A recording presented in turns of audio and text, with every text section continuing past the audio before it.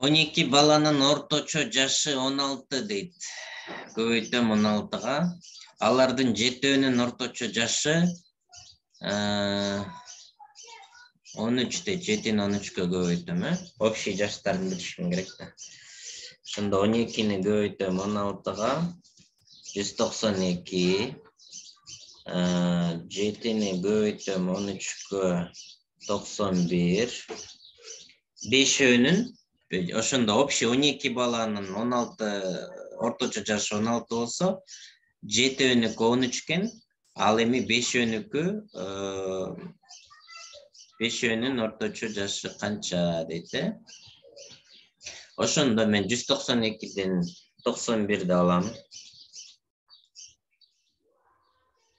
101 болот. Общий жашы 101 экен да. 101 чыгып атат да, x-ка көбөйтүлгөндө. Эми ошол 101-ди мен 5-ке бөлүп койсом,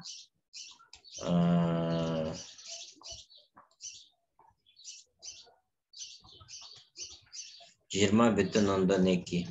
Демек, 20,2.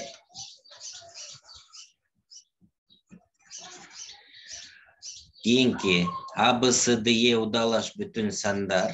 Алардын орточо саны B болуш үчүн кайсы санды кошуш керек дейт. Мен бүтүн сан удалаш экен, 1, 2, 3, 4, 5 деп алам.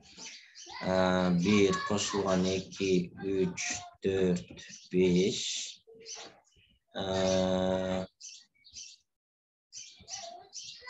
Так, астой тургула. Алардын орто саны B болуш үчүн дейт, Б'ыбыз бул жерде 2 экен, Орто саны B болуш үчүн кайсы санды кошуш керек дейт. Ошондо биринчи келгиле билип алалы буларды. 1, 2, 3, 4, 5-ке бөлүп экен. 3, 6, 10, 15, 15-ти 5-ке бөлсөм 3 чыгып атат. Эми 1, 2, 3, 4, 5. Кайсы санды кошуш керек дейт. Мен x-ти кошом дагы 6-га бөлсөм эмне чыгыш керек экен? 2 чыгыш керек экен. Бул жакты эсептейли. Могул жер канча болот эле? 15, 15 плюс x барабар 6-ны 2-ге көбөйтөм, 6-дан кутулуш үчүн 12, x барабар 3 экен. X 3 чыкты. Так, x 3 чыгып атат.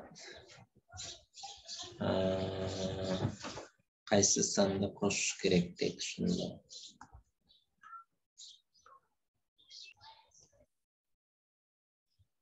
Бул жерде 3 болбой атат да. Ошондо ката кетип калыптыр да, мону бияка алып өткөндө 15 минус болот да.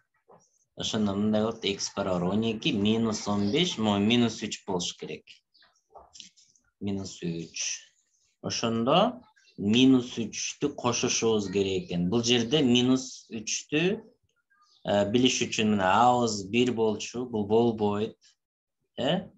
А минус 2 болсо, бул 0 болуп калат, болбой калат бул дагы. Могу жерде s'быз 3 да. S'быз 3. Biz бияк 0 эмес, минус 1 болуп калат экен, бирок баары болбойт. Ошондо с 3 болсо, 3 минус 6 болсо, минус 3 болот экен, как раз ушул минус 3 чыгып атат.